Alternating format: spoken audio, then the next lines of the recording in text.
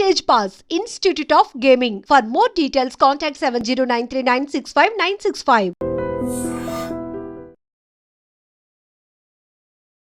Welcome to iDream media. So జనరల్గా ముక్కు నుంచి నీరు కారడం ఈ సమస్య ఇబ్బంది పెడుతూ ఉంటుంది.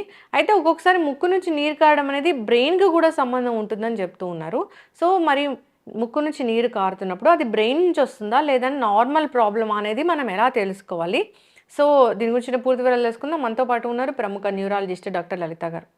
మ్యామ్ నమస్తే అండి. నమస్తే అండి. జనరల్గా ముక్కు నుంచి నీరు కారుతుందంటే అది జలుబు చేసిన వల్ల వస్తుందని జనరల్గా తెలుసు, కానీ అది ఒక్కొక్కసారి బ్రెయిన్కి సంబంధం ఉంది అంటున్నారు. అది ఎలాగా? సో ముక్కు నుండి నీరు కారడాన్ని రైనోరియా అంటామండి. సో రైనోరియా అంటే జస్ట్ ఏ వాటరీ డిశ్చార్జ్ మనకి నోస్ నుండి రావడం. మనకి మోస్ట్ కామన్గా తెలిసిన కాజెస్ ఏదో జలుబు చేసినప్పుడు కానీ అలర్జీస్ వల్ల సైనసైటిస్ అది ఉన్నప్పుడు కూడా. కొన్నిసార్లు సిఎస్ఎఫ్ రైనోరియా అని అంటాం, అంటే cerebro spinal fluid rhinorrhoea. Okay, so ఆ ఫ్లూయిడ్ అన్నది మనకి బ్రెయిన్ చుట్టూ ఒక లేయర్స్లో మనకి ప్యాక్ అయి ఉంటుంది. ఆ ఫ్లూయిడ్ అన్నది మన బ్రెయిన్కి ఒక కుషనింగ్ ఎఫెక్ట్ లాగా, ప్రొటెక్టివ్ ఎఫెక్ట్ లాగా ఉంటుంది. దానికి కొన్ని న్యాచురల్గా కూడా లీక్ పాయింట్స్ అని ఉంటాయి, అంటే డెలికేట్ ఏరియాస్ మనకి. సో ఈ బ్రెయిన్ కింద ఇక్కడ మనకి ముక్కుకి బ్రెయిన్కి మధ్య ఉన్న బోన్ అన్నది కొంచెం డెలికేట్గా ఉండే అవకాశం ఉంటుంది. అక్కడ ఏమైనా బ్రీచెస్ మనకి గ్యాప్స్ అది వచ్చినప్పుడు ఆ ఫ్లూయిడ్ మనకి ముక్కు ద్వారా బయటకు వచ్చే అవకాశం ఉంటుంది కదా. ఇది కొంచెం రేర్గానే చూస్తూ ఉంటామండి. అంటే ప్రతి నేసల్ డిశ్చార్జ్ వచ్చిన కండిషన్ని సిఎస్ఎఫ్ రైనోరియా అని మనం సస్పెక్ట్ చేయని అవసరం లేదు. ఈ రెండిటికి కొన్ని డిఫరెన్సెస్ ఉంటాయి. సిఎస్ఎఫ్ రైనోరియాలో మనకు వచ్చేది సెరిబ్రోస్పైనల్ ఫ్లూయిడ్, సిఎస్ఎఫ్ అంటే అది ఒక వాటరీ లాంటి డిశ్చార్జ్ అనమాట. మనకి ట్రాన్స్పరెంట్గా క్లియర్గా ఉండే నీరు ఎట్లా చుక్క చుక్క పడుతుందో అట్లా పడే అవకాశం ఉంటుంది. అదే మనకి మామూలుగా జలుబు, ఎలర్జీస్ దాంతో వచ్చే రెగ్యులర్గా వచ్చే నేసల్ డిశ్చార్జ్ అన్నది కొంచెం థిక్గా మ్యూకస్ లాగా అట్లా ఉండే అవకాశం ఉంది.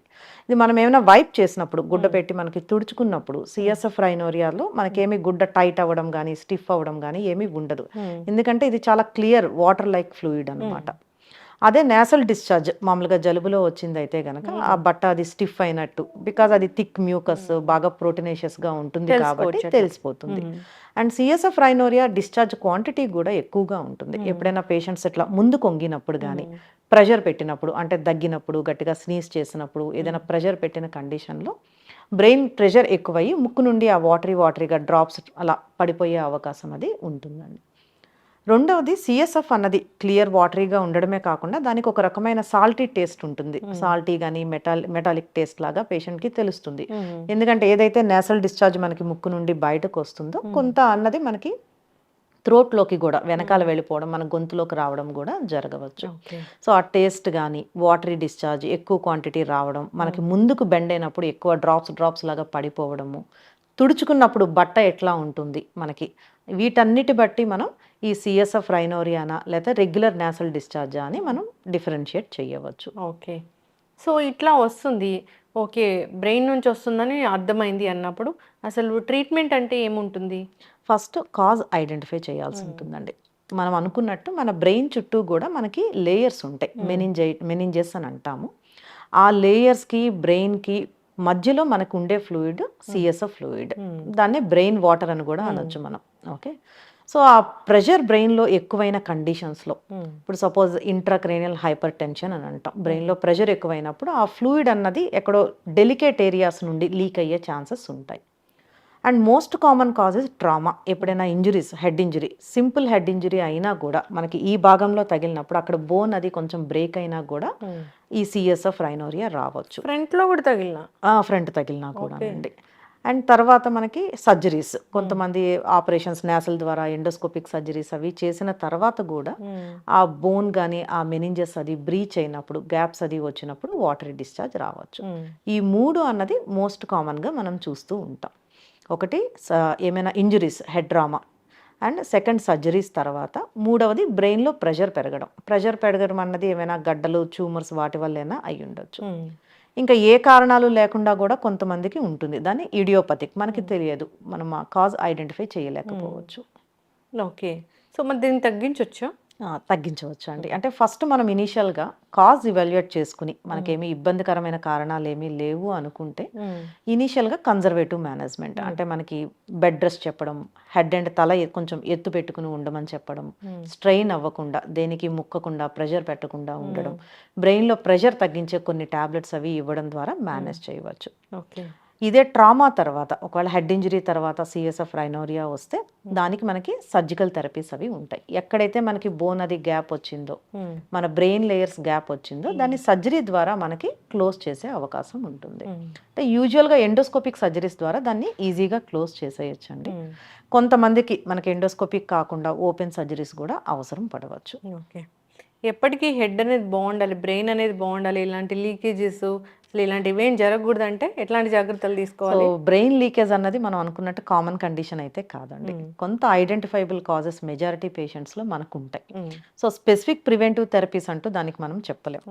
వన్స్ ప్రాబ్లం వచ్చింది అంటే మాత్రం మనం కంటిన్యూస్ వాటరీ డిశ్చార్జ్ ముక్కు నుండి పడిపోతుంది అనుకున్నప్పుడు మాత్రం అది సిఎస్ఎఫ్ రైనోరియానా అయితే అంటే బ్రెయిన్ వాటర్ లీకేజా లేకపోతే నార్మల్గా మనకు ఎలర్జీస్ రైనైటిస్ జలుబు వాటి వల్ల వచ్చిందా అని డిఫరెన్షియేట్, అది ఇంపార్టెంట్, చాలా డిఫరెన్స్ చూసుకోవాల్సి ఉంటుంది. ఓకే. ఇంకా మోస్ట్ కామన్గా ఈ ఈ ఈ బ్రెయిన్ వాటర్కి సంబంధించి ఇంకేమేమి చూస్తాం మ్యామ్? ఆ వాటర్ ఏదైతే మనకి ముక్కు నుండి పడుతుందో దాన్ని మనం కలెక్ట్ చేసి దాన్ని మనం ల్యాబొరేటరీకి పంపించి కొన్ని టెస్టులు కూడా చేయొచ్చండి డయాగ్నోస్ చేయడానికి.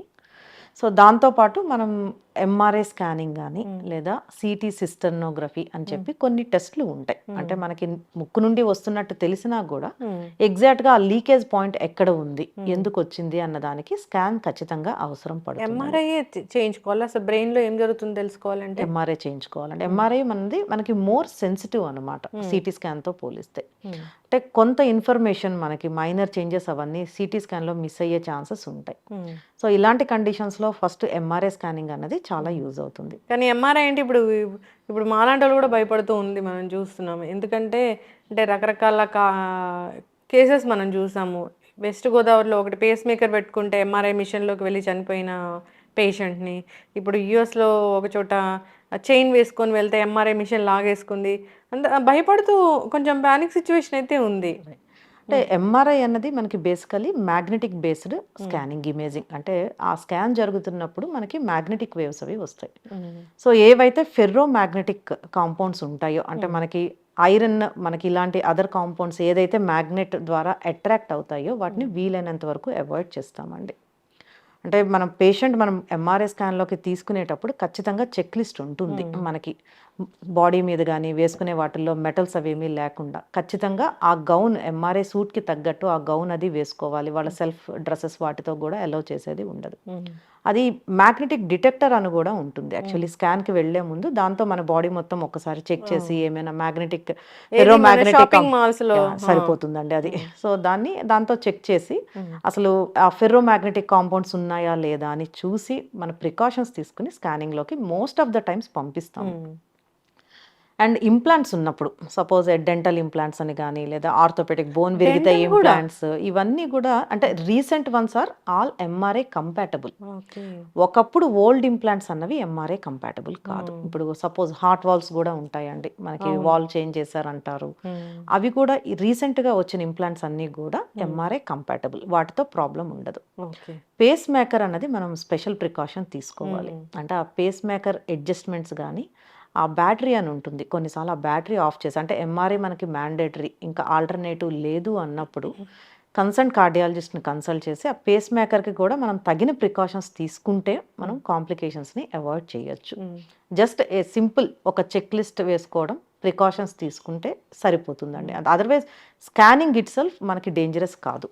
ఓకే మ్యామ్, ఇప్పుడు హెడ్కి మాత్రమే తీయాలనుకోండి, బ్రెయిన్ మాత్రమే చూడాలనుకోండి, అక్కడి వరకు మాత్రమే ఉండదా చెక్ చేసుకోవడానికి? స్కానింగ్ చేసేది బ్రెయిన్కే చేసినా కూడా బాడీలో ఎక్కడున్నా కూడా మన ఫెర్రో మ్యాగ్నెటిక్ కాంపౌండ్స్ ఉంటే అది మనకి అట్రాక్ట్ అయ్యే ఛాన్సెస్ ఉంటాయి.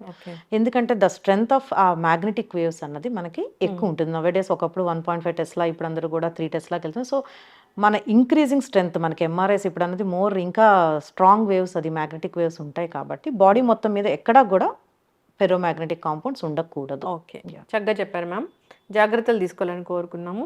సో ఈ ముక్కు నుంచి నీరు కారడం అనేది ఇబ్బంది పెడుతూ ఉన్న ప్రాబ్లమే. అయితే మీరు అన్నట్లుగా టెస్ట్ అనేది మాకు మేము అట్లా ఓన్గా చేసుకోకపోయినా ఒకసారి డాక్టర్ దగ్గరికి వెళ్తే అది నార్మలా, అబ్నార్మలా, బ్రెయిన్ నుంచి లీక్ అవుతుందా అనేది వాళ్ళు చెప్తారు. సో ఫాలో అవ్వాలని కోరుకున్నాము. ట్రీట్మెంట్ అయితే ఉంది దీన్ని తగ్గించడానికి. ఇట్స్ ఏ క్యూరబుల్ కండిషన్ అండి. ఎస్. అసలు దానికి రీజన్ ఏంటో తెలుసుకొని, దానికి కాజ్ ఏంటో తెలుసుకొని దానికి ట్రీట్ చేయడం అనేది జరుగుతుంది. సో తలకి దెబ్బలు తగలకుండా చూసుకోవాలని కోరుకుందాము.